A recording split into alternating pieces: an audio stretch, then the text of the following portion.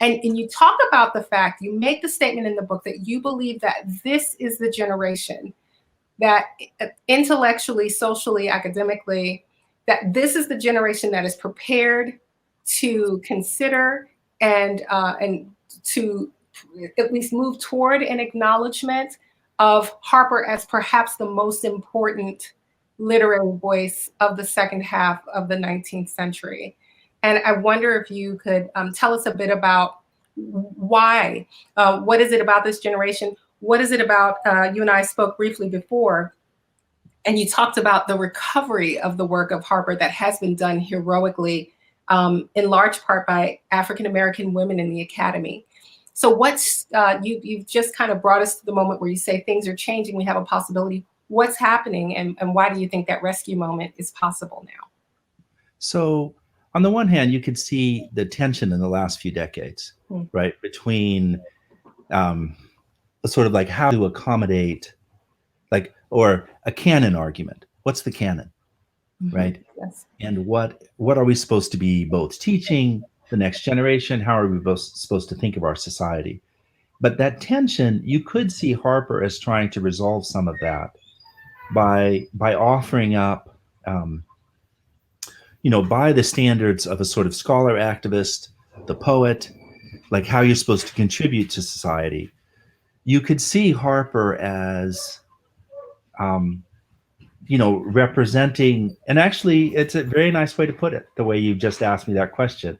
And that is that it is only now when we begin to look for people speaking from a particular perspective, right? We listen to music differently, right? We pay attention to poetry differently and literature and that's what I meant by the sort of canon argument. We're beginning to figure out, as Bell Hooks says very early, right, in Bell Hooks' career, from margin to center. Yes. We're beginning to challenge what we mean by center. And if it is not just a collection of disparate communities, but what we do together. And so what we've done, and I'll be more succinct, I think what we're doing together is different than it was in the 1950s and 1960s.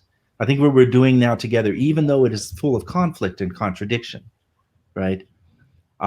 There's a part of that which is generative, which is something that we need to do that was not possible when here you have Harper speaking to mixed audiences, audiences of just white women, audience of just white men, right? Speaking with actually great social hostility to her person because she's a woman and how dare she speak in public, right? Speaking alongside the formerly enslaved as a free woman, partially going out west also as part of a political movement, right, to argue for emancipation and about abolition, and here she is. Let's hold her time and thought for a moment. You're talking about a population which is largely illiterate, with only one text probably in the household, and that's the Bible, right? And here she is, and she's putting together and she has what we call now like a chapbook, right? A collection of, let's say, 10 poems that she would then sell sometimes at the events, right, to earn a little bit of money, but also then give away, right? So all of a sudden what she's doing is she's introducing something in addition to the Bible into many, many homes around the country, right? And she is also, and this was one of the things that's very important about Frances Harper, is that somebody would read it and it was a public event. So her speaking was sort of emulating how you would absorb her poetry. It is not like we think now, especially right now with COVID and everything, is sitting in our houses and reading a book. Instead, it was, read this short poem and talk about it amongst 4 or 5 people in a one-room house, right, of the formerly enslaved in, let's say, Alabama. Yes. Right.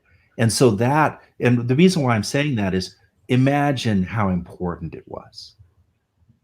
Imagine her role in offering up, yes, with religion, right?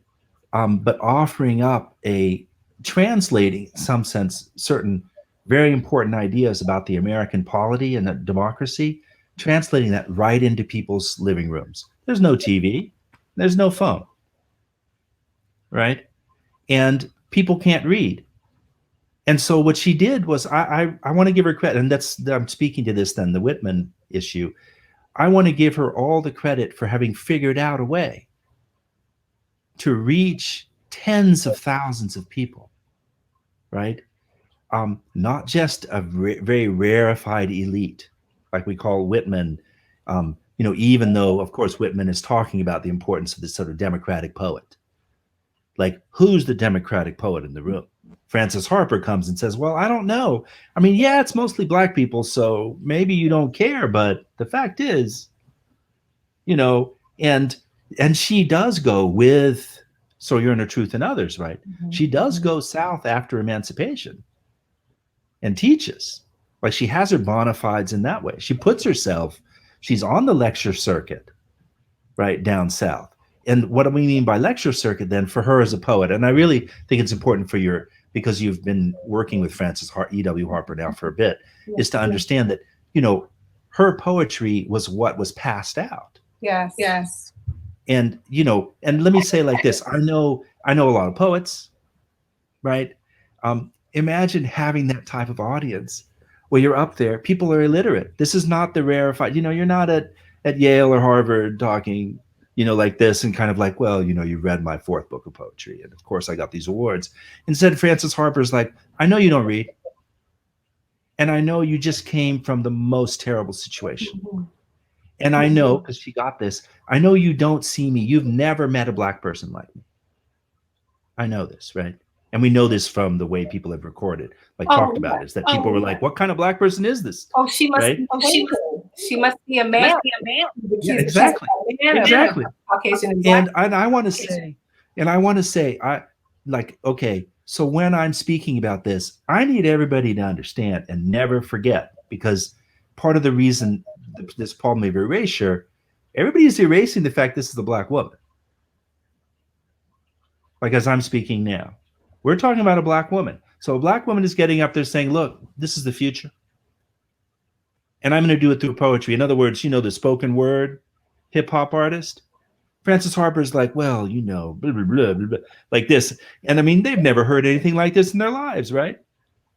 She's not the pastor, right?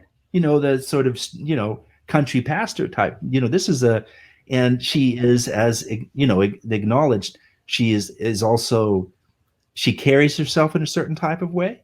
Yes.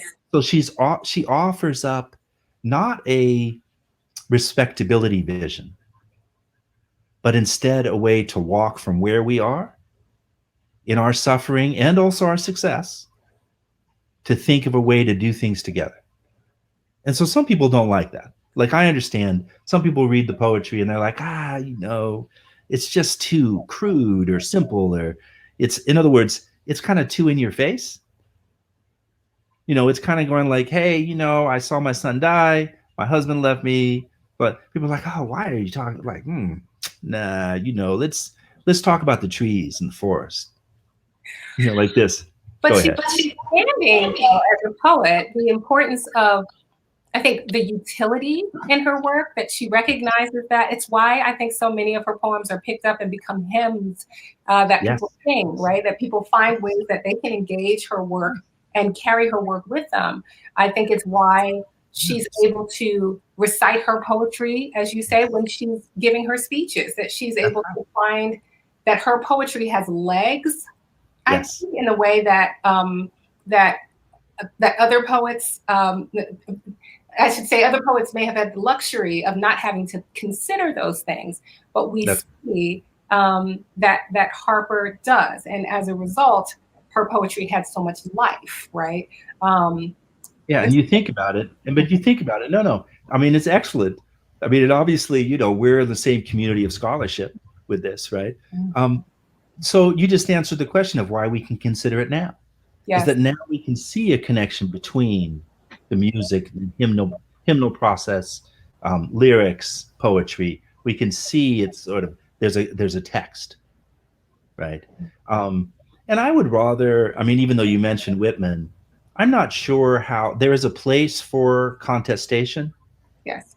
right?